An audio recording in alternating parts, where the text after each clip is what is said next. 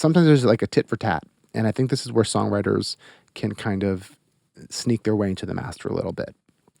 Where it's like, okay, like your artist, for whatever reason, they want to have songwriting credit, whether it's to, build up their publishing catalog so they can sell it eventually, whether they just want to feel like they're a songwriter, whatever the reason is.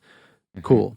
If I'm going to give you 5, 10, 15, 20, 30, 40, 50% of the song, I want either a songwriter fee or I want a master point.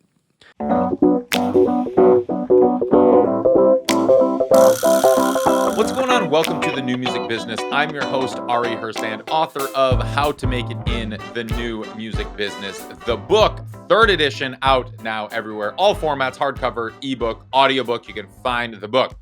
Today, my guest is Justin Gammella. He is a hit songwriter, producer, top liner, multi-instrumentalist based in LA.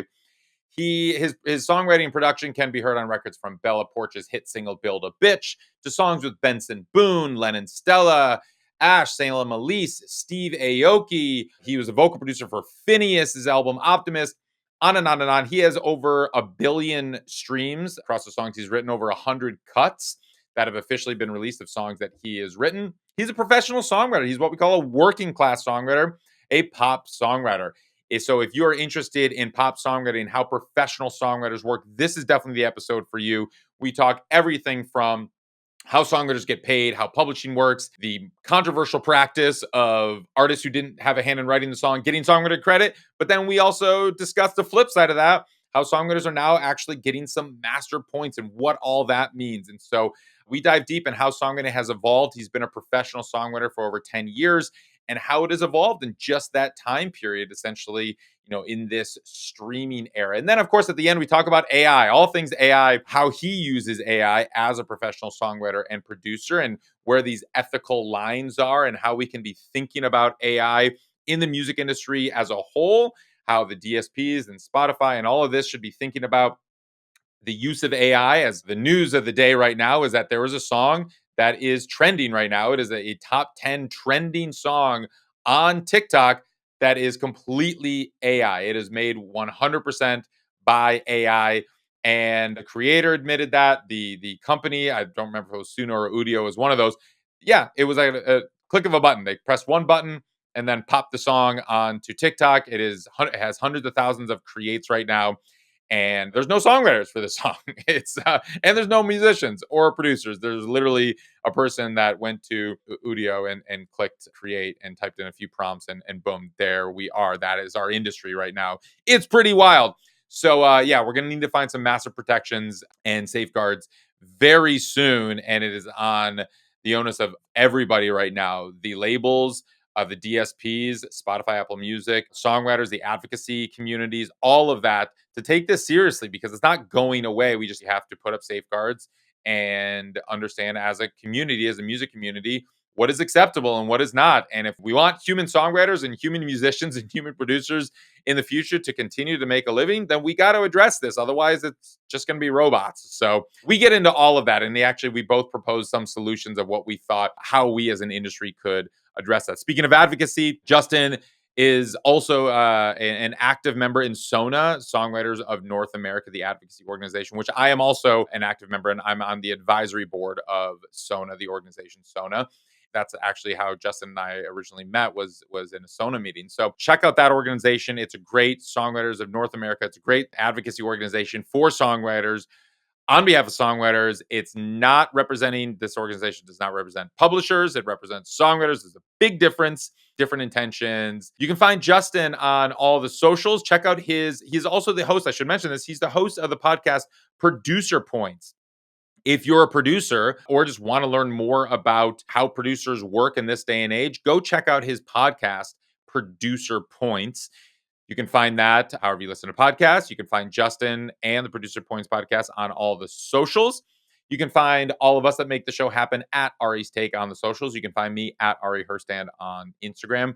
But right now, if you wouldn't mind, just pause this episode, leave us a 5-star review on Spotify, Apple Podcasts, however you're listening to this. Give us a thumbs up on YouTube, hit the subscribe button, hit the follow button. If you want the show to keep populating your feed, follow, subscribe, rate it, all that good stuff. But most importantly, go to aristake.com and get on our email list. That is the best way to stay in touch We don't know what's going to happen with the algorithm. So if you get on our email list, we'll always let you know about new episodes and all the new things on the new music business we think we should know about. aristake.com. Get on that email list. All right, let's kick into the show. Justin Gammella, welcome to the show. Hey, thanks for having me, man. Hey. So you're a what we would call, I guess, a professional songwriter. You wear many other hats, and you have many other job titles and descriptions, and of course do everything as most people in music do. But specifically, I'm really curious on how you came to be a professional songwriter with over 100 cuts. I mean, at least that's what your Spotify songwriter profile lists. It says you've written over 100 songs that have actually been released. I'm sure you've written many more songs that have not been released, but you had 100 cuts as a songwriter, and then I'm sure many more or others as a producer and vocal producer and all that stuff, which we're going to get into. But how did you become this professional songwriter with a official songwriter page and all these cuts and all of that? You know what? I get that question a lot. Honestly, it's time, and it's just doing the thing over and over again. But the real story in a nutshell is been doing music since I was 5 years old. Been producing without realizing I was producing since I was like 14 or 15 years old. Went to college. Got a degree in psychology. Where'd you go? While in college. I went to the University of Buffalo. That's why I'm a big Buffalo Bills fan. Oh, okay, right on. Lived in Buffalo for a couple years. Cool. But, all while in high school and in college, I was in bands doing the thing, playing live shows locally. And I apologize because I have a little bit of a cold, as people can tell if they recognize my voice. So I might cough or something in a bit.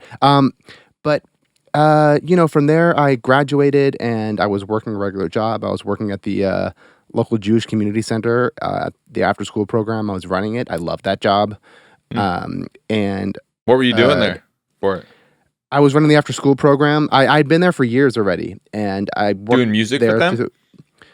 I was the music guy at the day camp for a little bit, but no, it was just like an after-school program. I was like a random, I was just like helping the kids with homework and whatever. I worked at the day camp in the summers. Gotcha. I was a summer day camp song leader as well. Listen, it informed me a lot about how to perform and how to engage an audience of children, at least. That's right. I love that job. It just paid so horribly. Yeah.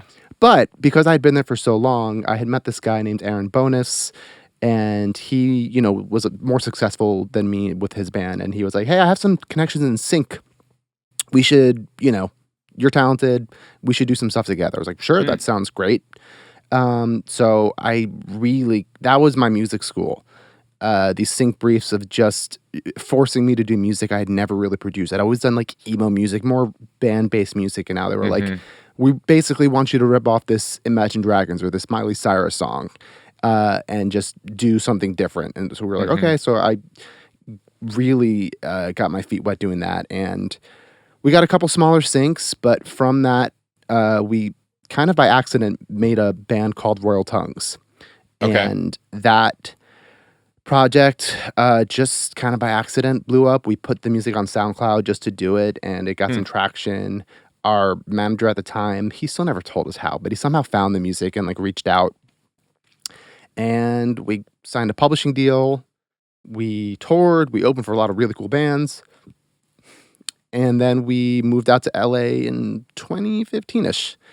And the band lasted a year or two. But once the band ended, my management decided to keep me and help me develop as a songwriter and producer.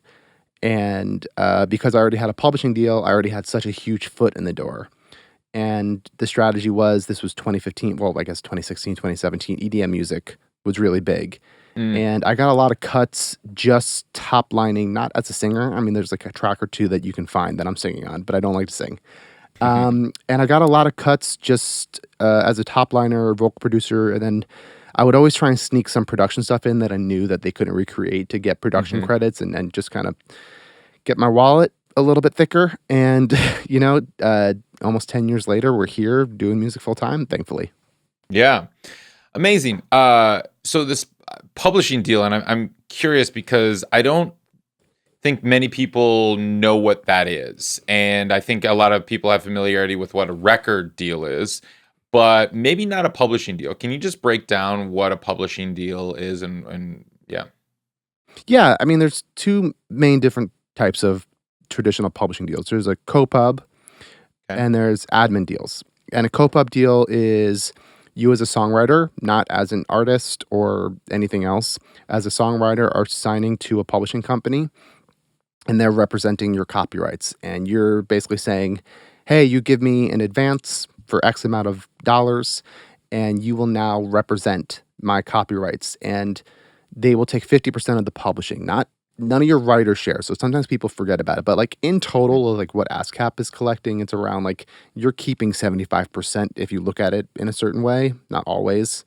But they're splitting your publishing. That's why it's co-pub. But unlike And other kinds of royalties like mechanical or sync, it's essentially, or is it still like they're keeping 70% or is that more of like a 50-50 kind of thing? that's more of a 50-50. And then like your writer Okay. mechanicals, like you keep. It's all, God, it's so annoying and It's very by complicated. design. Yeah. Too complicated. But Yes. either way, what do And publishing companies do? right, that's what I was going to say. So the whole point of you saying, hey, here's 50% of my pub Right. is that they're supposed to represent your copyrights in the sense that, hey, we're going to help get these placed. We're going to help get Okay. syncs for you. We're going to help develop you as a songwriter and put you in rooms and pitch your songs. And so they're not just, collecting your money. The whole point of signing a co-pub deal, especially for songwriters who need a little Yeah. bit more help than producers and artists, is that they are helping develop your career. That's really where I believe we still see some development in the music industry is songwriters and publishers signing them early and developing them because I mean the whole thing is the earlier they sign, the cheaper they can get them, and then they Sure. it's way less of a risk. But yeah, that's the whole point. And then admin deals, usually they're taking it widely depends. Sometimes they're taking as low as 10%. Sometimes it's usually around 25% of that publishing side.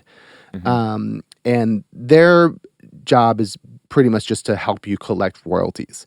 There's just things that publishers are able to collect because they have the infrastructure, especially like overseas and other places that make it that essentially you're giving them 25%, but the idea is that you're making more money with them because they're collecting more of your money. Right. And some admin deals, they will do some services for you. Not all, and kind of just depends on what you're looking for as a songwriter or a producer or an artist. I'm curious on you said there's still development in the publishing world with songwriters. How so? I just feel like, at least with labels and artists, right? They're more looking to pour gasoline on a fire nowadays. Labels. They're not. They're not definitely. as even 10 years ago. They were really finding people super early and putting the time in. And as a producer, they'd be like, hey, we just have this new signing. Like, here's kind of what they do, and you can do it. And now it's like, oh, this person already put out 5 songs. They have a fan base. They have an Instagram fan base, a TikTok fan base, whatever. Songwriters, it's so rare for a songwriter who's a no name just to like have a huge hit out of. I can't think of one unless they were an artist themselves and it happened.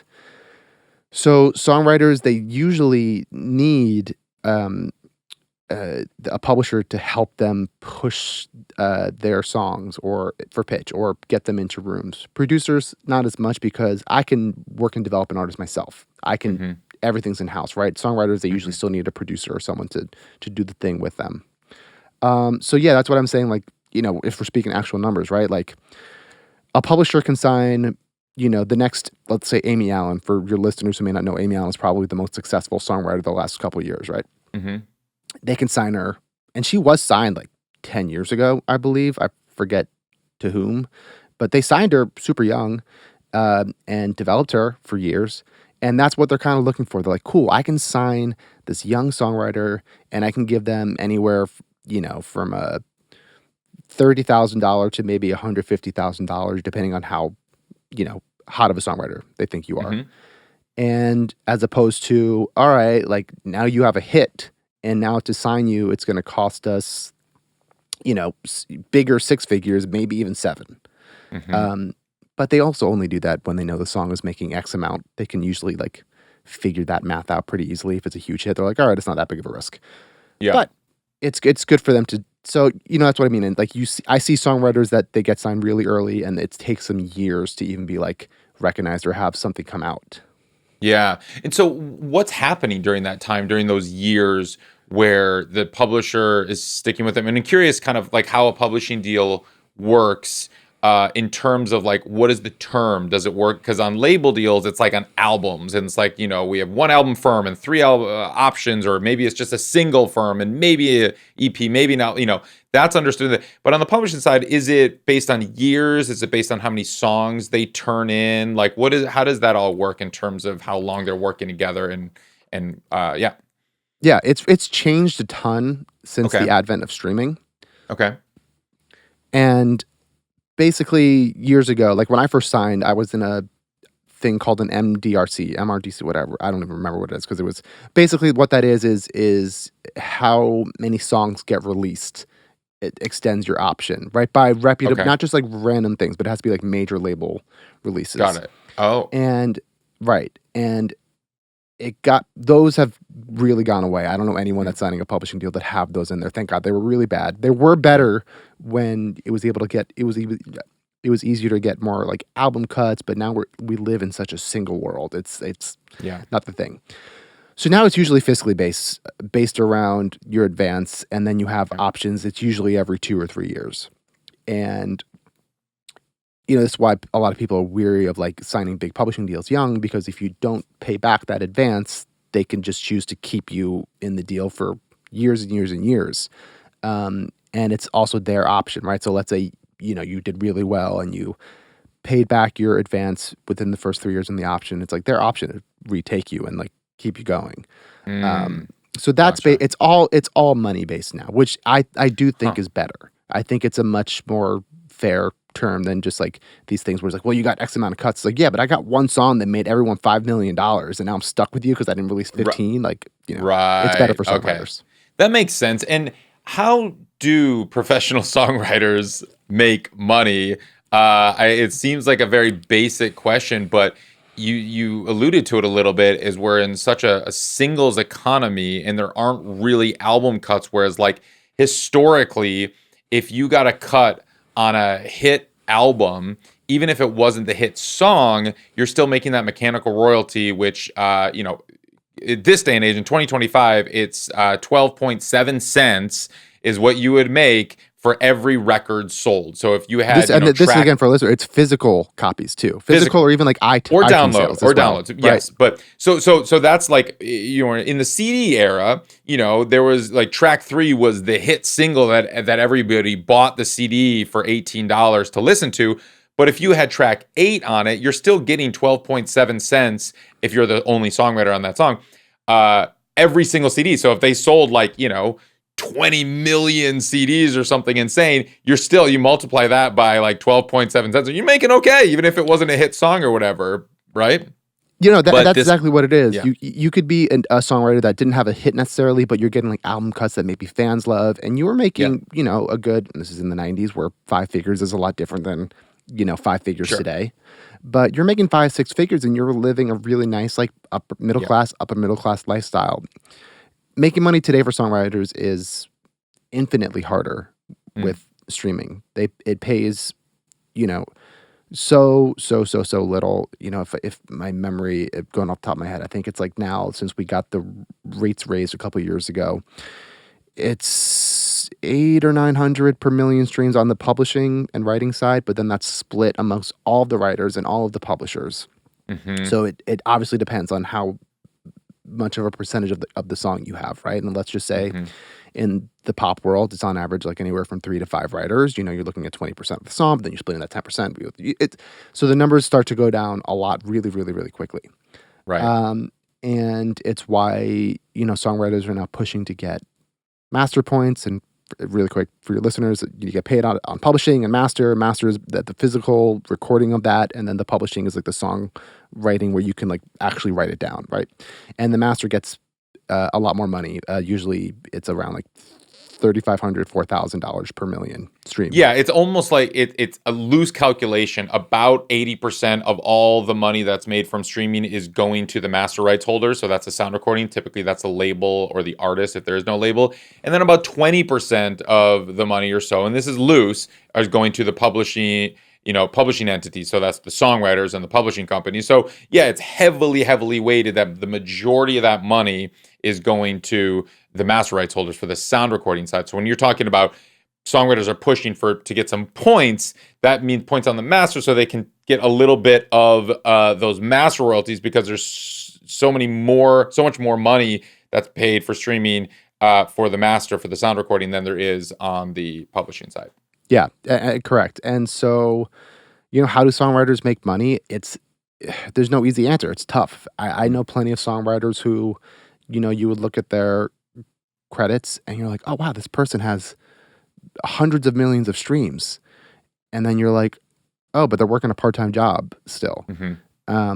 And essentially how it goes is, as a songwriter, you're not making a ton of money unless your song goes to radio, because radio still pays very well. Or, that's why everyone is really in going for K-pop and J-pop cuts, is because those fans thankfully buy physical CDs.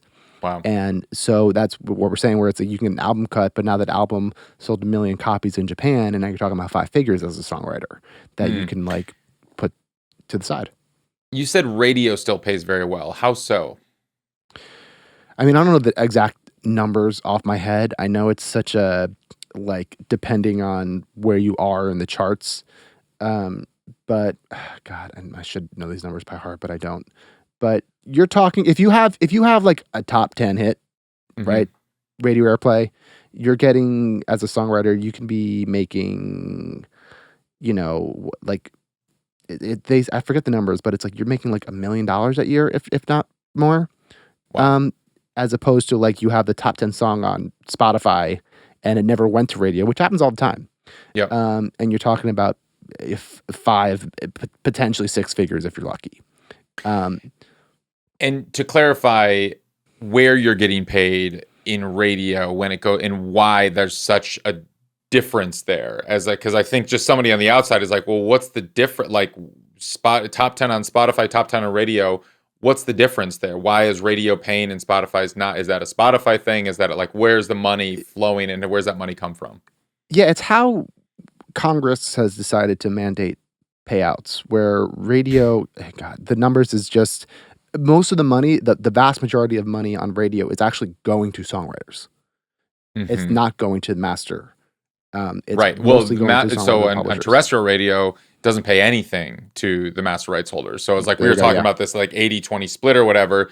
On terrestrial radio, 100% of the money is going to the publishing side and, the songwriters and whatever, through, and what I was getting at, and correct me if I'm wrong, but it's all to performing rights organizations. So ASCAP and BMI, and the only way that you're really getting paid for radio is from performance royalties, right? Right, exactly. Okay. Honestly, you know more about that than I do, because it's just yeah. Understanding it. I know the basics of what pays and what doesn't, But that's the thing. It's just I'm looking at, and so it's as I'm looking at your catalog on Spotify, and I'm seeing, these songs Bella Poarch's single "Build a Bitch," 500 million streams on Spotify.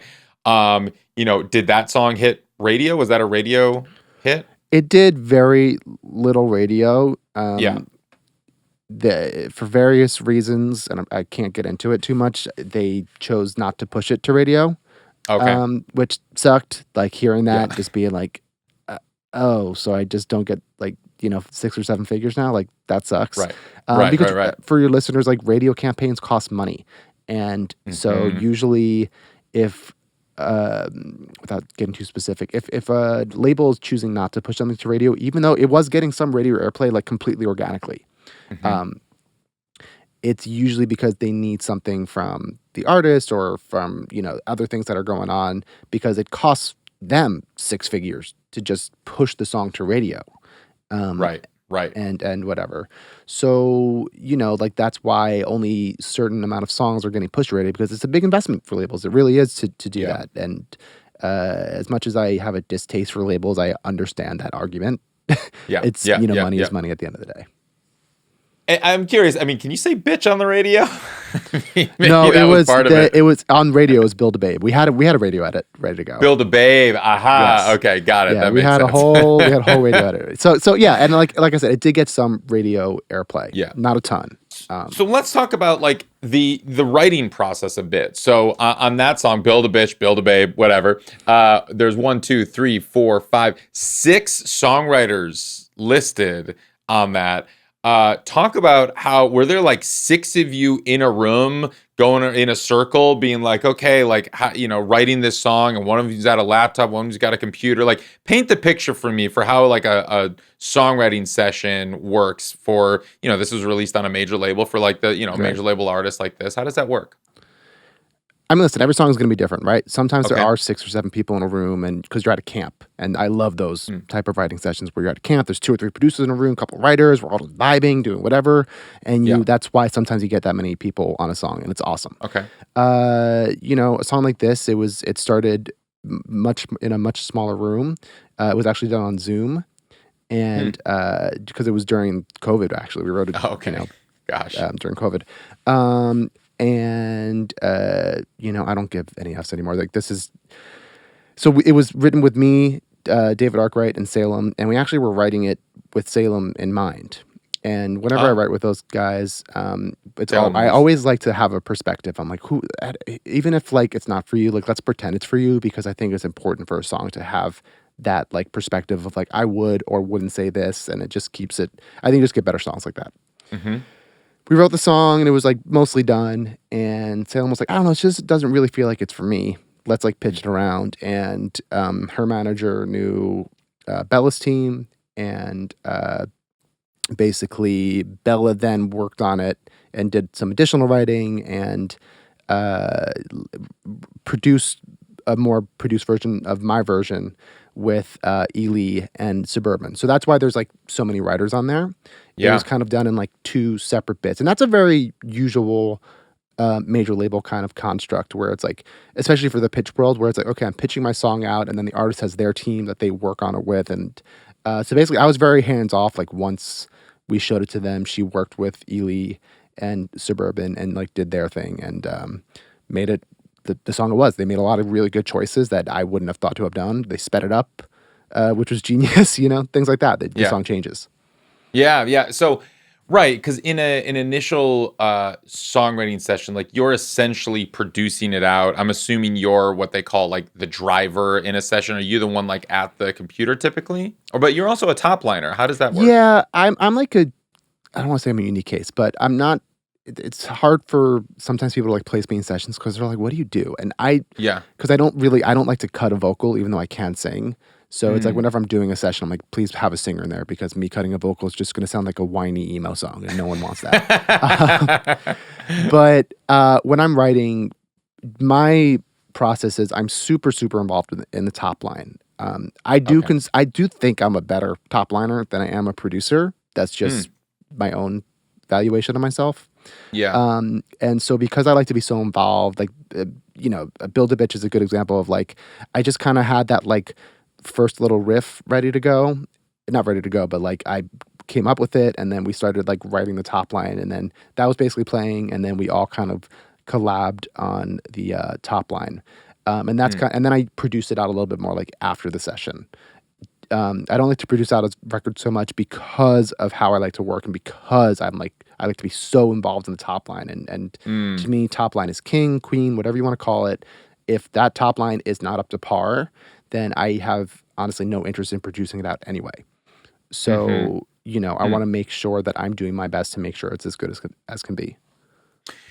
So when you go into sessions and like your publisher, and I'm assuming I think we talked about it. It's like another role of a publisher is they put people together to write songs. And so when they're putting you in a room, I mean, I guess what is typically the room makeup? Is that like you have a top liner artist, or like Salem in that session was theoretically going to be the artist, which it turned out she wasn't in the end. But is that kind of how it works? Maybe you're paired with an artist and then paired with are you the person at the computer? Are you not? Or then you're more working the top line or in the back or Yeah. just or Like does it 90% of vary? my sessions are like this, where I love to work in threes or fours. I just think it Okay, makes the room more efficient. I will do one-on-one sessions, but that's usually like more like singer-songwritery stuff. And and it's an artist that I have a great relationship with, and we're just writing songs, and then I cool. completely worry about the production later.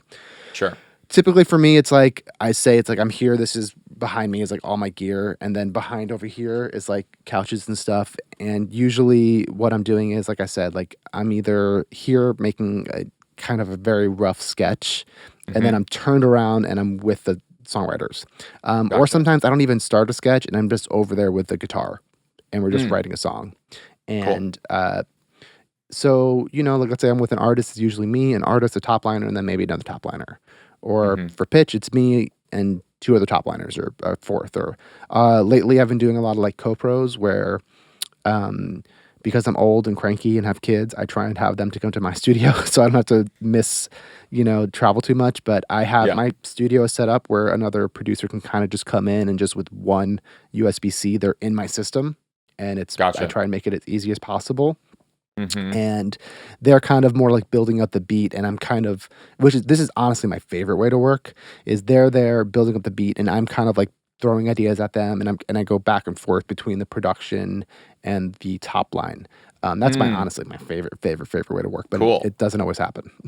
Yeah, yeah, and I want to talk about the instrumental part of this that we call it the beat Sure. and the production or whatnot, but it's whatever's being created in the initial songwriting session. Does that tend to turn into what the final production, the final instrumental ends up being?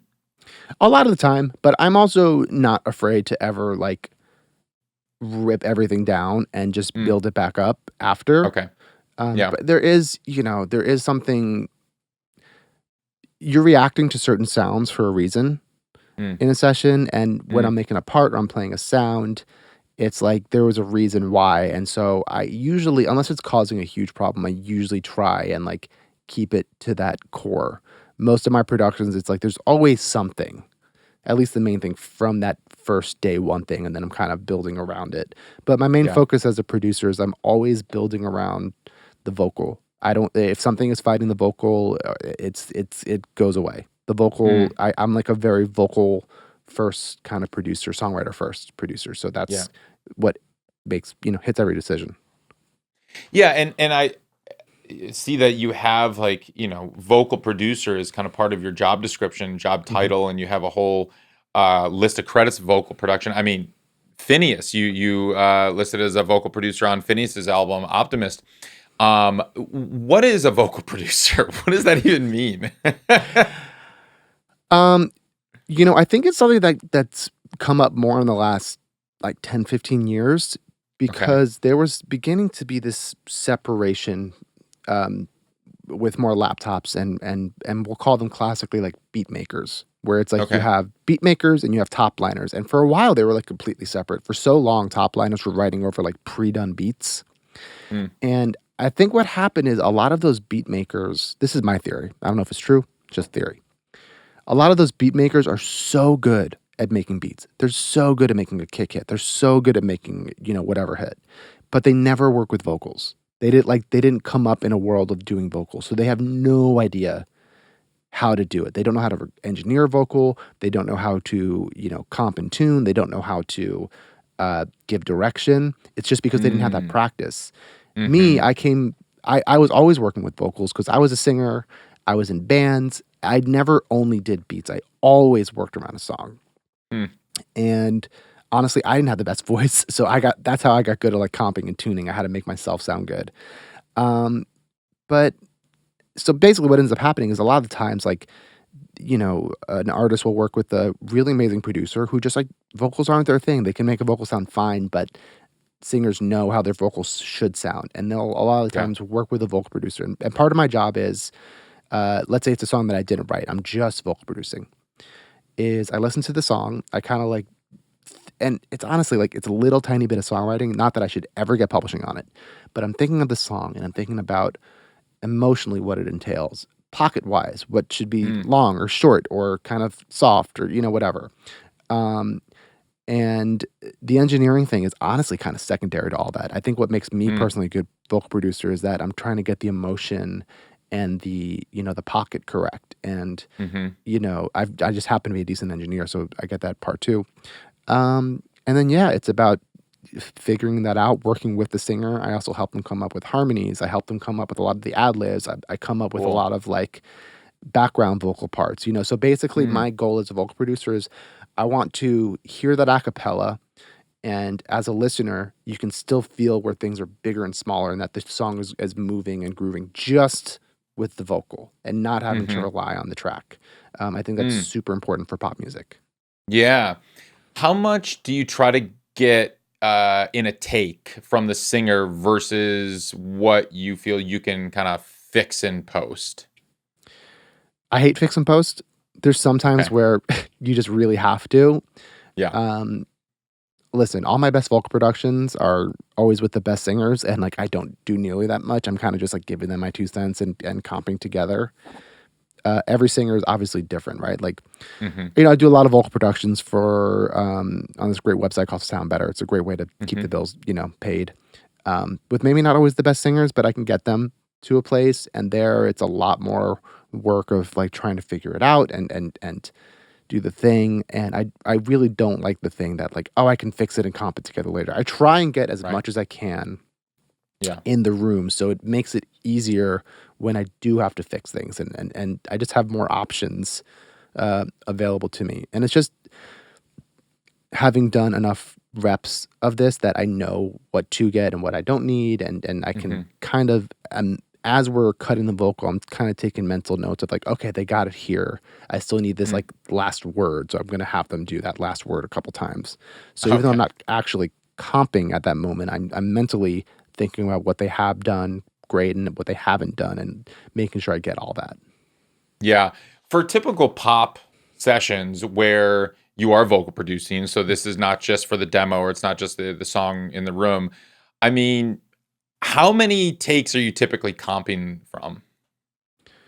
As many as it takes, right? Like I said, like there are Okay. some singers who I can get 5 takes, and You it's got like it. sick, great, awesome. Yeah.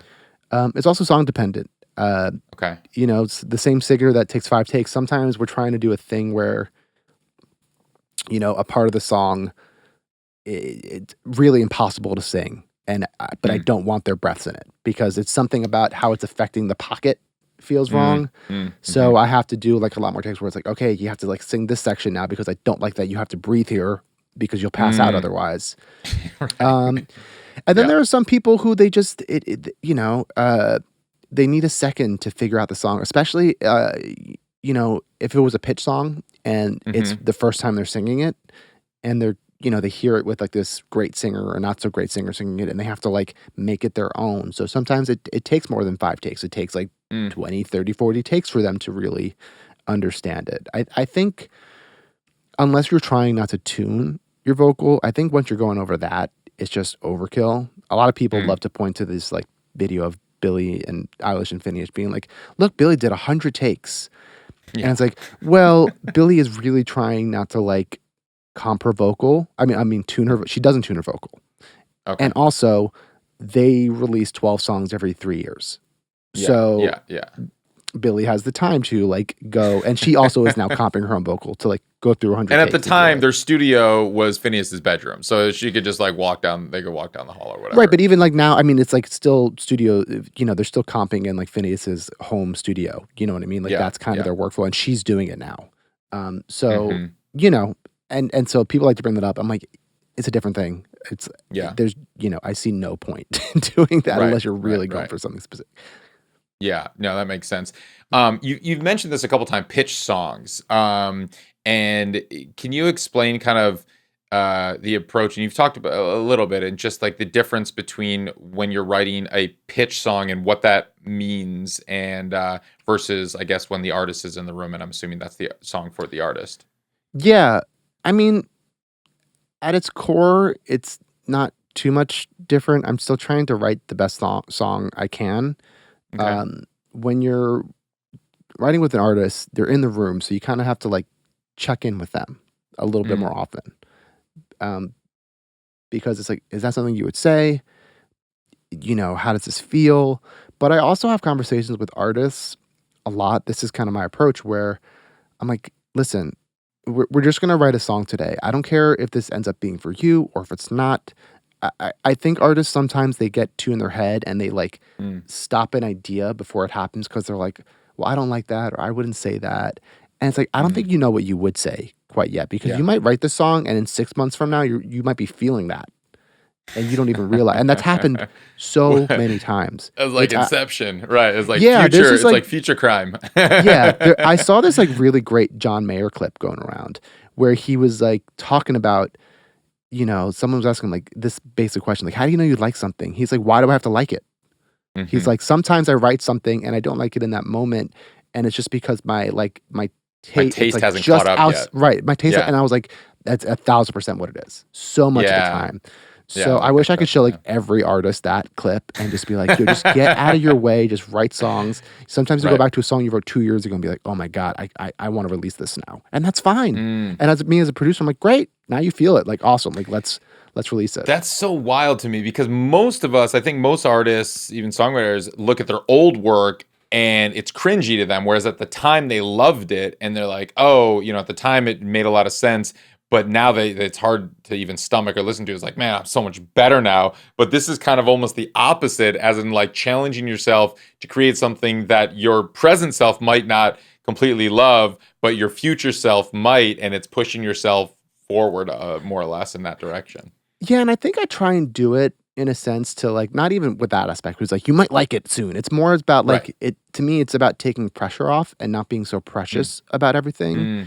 Okay. Where it's like, hey man, like, we can write this song and maybe it's not for you. And who doesn't like having a potential hit song for pitch? Like, who doesn't like that, especially with like these younger developing artists is like, hey, you could use that money to, push your career forward. So it's really about just like trying to stay in the moment and live in like a song by song world as opposed to, I even personally hate when artists are like, oh, I want to write about this, but I've already written like, I have 5 songs about this on the album. And it's like, okay, like if this is what we're, it's usually already like when like we have the idea and like we have like maybe like a chorus idea about it and they want to like change the subject. And I'm like, but this is what this is already. Why don't we just see this through? And maybe it replaces one of those songs or maybe it's for pitch. And like once I put it like that, they're like, oh, okay, yeah, let's see how it goes. Yeah. Yeah. When you're writing, with an artist, or your publisher is kind of putting you in rooms with various artists or other songwriters. I mean, you said this has shifted and changed a little bit now for back in the day when you first started, but are you always like looking for a major label cut? Are you hoping for like a major label thing? Is there a difference between writing for a like social media star or like a really hot indie artist that's doing really well versus like, maybe an artist that is this like major label darling who might not have music out yet or something? You're working on their debut album. And is there just like a different intention or different workflow or process or just approach, I guess? I don't think it changes my approach. What the approach comes before the session happens and choosing what kind of projects you want to work on. I think one of the biggest changes that's happened is that years ago, these like major label projects were like so much more open to like throwing, let's say like a Dua Lipa type into more rooms. And what's happening now is that, which I think is good. I think there's good and bad for both reasons. But now it's like an artist. They're like, okay, well, I work with this producer, like these, look at Sabrina Carpenter, right? Like she works with like Amy, Alan, Steph Jones, Jack Antonoff, and oh my God, I'm forgetting the other 2 dudes' names. Forgive me, but she like works with that crew essentially, and it's insular and it's really cool, and they can make really great stuff like that. It wasn't like that years ago, where it really was more open, and there was so much more pitch opportunities happening, and that's even like that with like a lot of indie projects that are like once a project is already buzzy and out there, it's usually because they have their people already. And it's a lot harder to like break into those types of projects. I personally try and get in as early as I can, with projects where it's like they're not even signed yet. They had a little video on TikTok go viral or whatever. I think the earlier you can get into things, the better.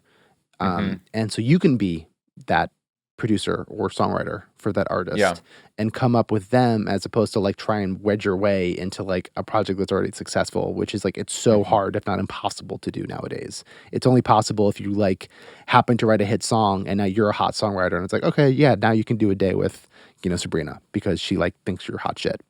Um, Right. it's Sure. not the best strategy, in my opinion. Yeah. Yeah. So with the pitch songs, I mean, the process where maybe you guys write a song together, you're like, all right, it's not for me, it's not for the artist, whatever. Let's pitch it.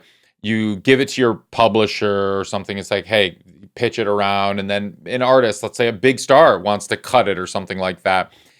And then what are the discussions after that? Because it has been discussed and there's been like a bit of controversy around this practice. And we've seen these things go around the internet. And I think we've chatted a little bit on various Instagram posts here and there about like when the artist who might be the superstar, you then see them as a co-writer on the song. They're not participating in publishing, which maybe they had nothing to do with the songwriting, or like you wrote the song, you sent it to them, you hear the song come out, it's like, huh, they didn't change a word, it's identical, it's pretty much the same melody, it's the song we wrote, but why are they cut into publishing? Talk about that practice a little bit. Yeah, I don't know if you've been seeing these like John Bellion things go around lately, where Oh he's like yeah. showing some of these like Justin Bieber demos, and you're like, oh, that's the song. Like Bieber didn't do anything. um, Uh-huh. so it's But really he gets songwriting credit. He he gets gets songwriter publishing on credit. that. Yeah. Listen, Yeah. I think there are certain artists that get up to sometimes 50%, and it's kind of like they call it like the Elvis tax, right? Because Elvis used to do it back in the day. Right. Personally, I think Wow. that's really wrong. I think that's something that Ross from And the Writer is, as the songwriter advocate, we're all fighting to like have that stop and stop cutting into our share. Hmm. But with that being said, I've done this a lot because I do think it makes it a little bit more fair. Sometimes there's like a tit for tat, and I think this is where songwriters can kind of sneak their way into the master a little bit.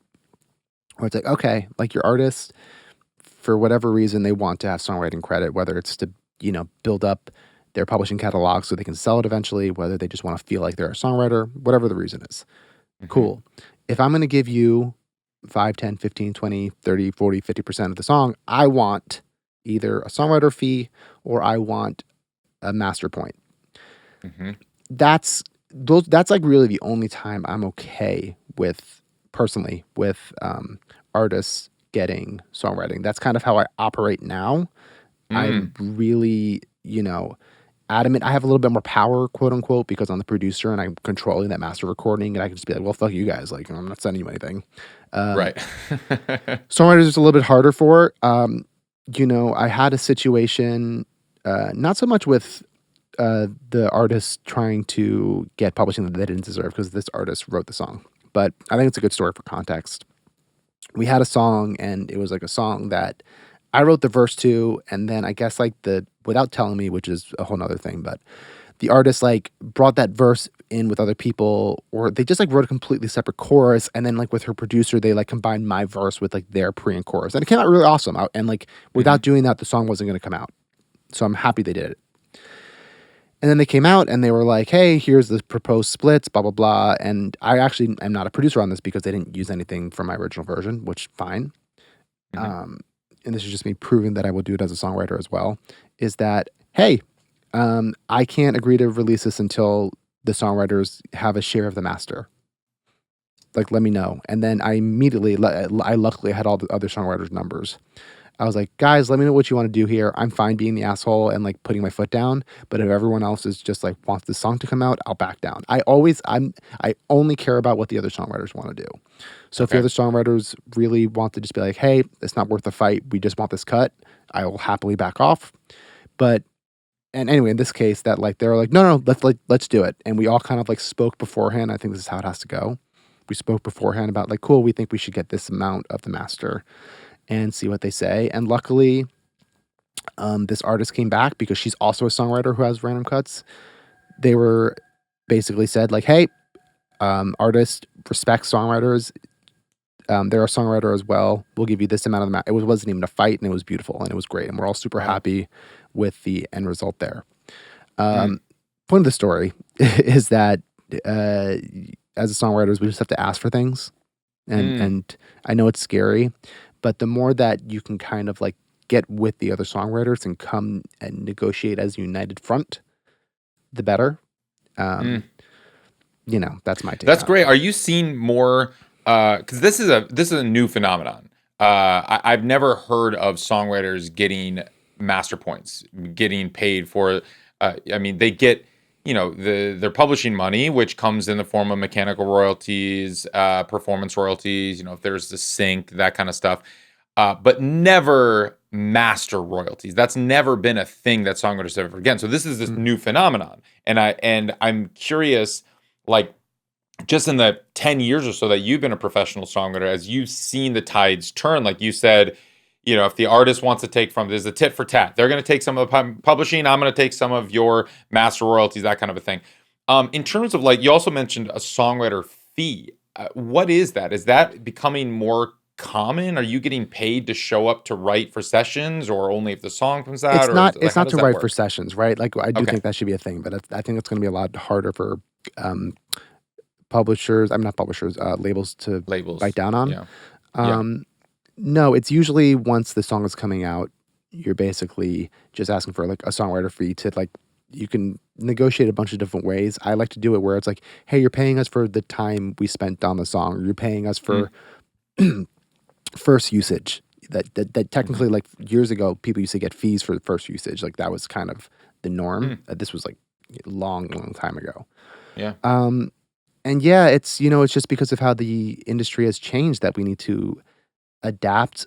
Like years ago, like producers didn't get publishing, and then they saw the value that, like, it was kind of the opposite problem. Like producers were like not really, they got that initial fee, but then the song would be huge and they'd be like, oh, I walked away with like 5 figures, and like all the songwriters were walking away with like 7. Like, what's going on here? So we started like being like, okay, producers, like, you gotta get some of the publishing now too. Which a lot of people go back and forth on whether they should or should not. For me, it's a case-by-case basis. But I also believe giving songwriter points, to be very honest, it's necessary, but it's kind of a Band-Aid solution. I do believe the real solution is to, and not a lot of people are going to like that Spotify should, and other DSPs should be probably twice as much monthly, and that all that extra money should just go to publishing. And I think we fix a lot. Like, songwriters will make more money that way, 1,000%, than having like a point on the master. But that is significantly. But the major labels would to never agree to that. If there's gonna, well, hopefully it doesn't even have to affect them. That's my whole point. It's like it's hopefully my idea is that, like, and it's probably not going to happen for years, but that we raise rates enough where Spotify has to raise their rates, and then it's like, labels, you're still getting paid the same. Like, you're still getting your 4,000 or 5,000 per million, and now publishing is just going to get around that same. That's the dream. That's a nice idea. Yeah, if I know anything of how the major labels operate, is that if the pie is getting bigger, they're going to want a bigger piece of that pie. They're going to want that. But yes, in sync, it's customary that 50%, half the money that is paid out for the upfront sync fee goes to the master rights holder, and half the money goes to the publishing, to the songwriters. And it just doesn't work that way in the other sides of it, in streaming, which is the biggest piece of the pie these days, which I think it should. I think it should be split 50-50. Right.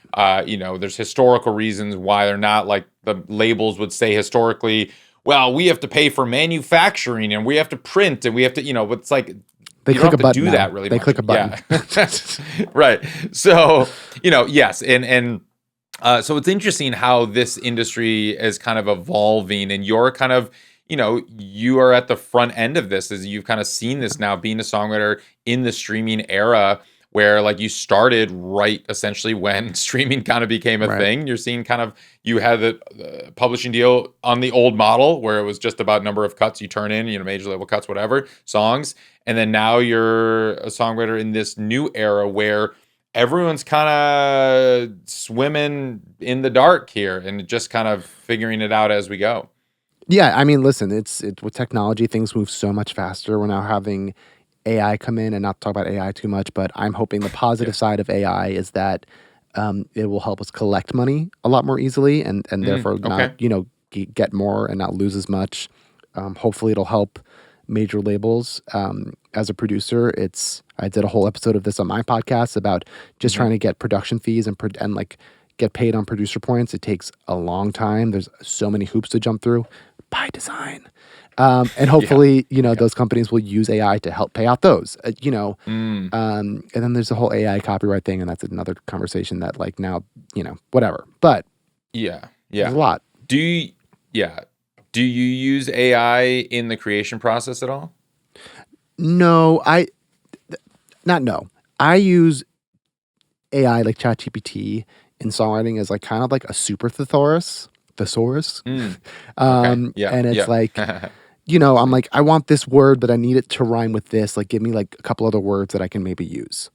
And I think it's really, really good for that. It just like shows me new words. It's basically, I was using things like Rhyme Zone and already using thesauruses. This is just like way more efficient of a way to do it. I use AI a lot for my podcast. I couldn't do it without it.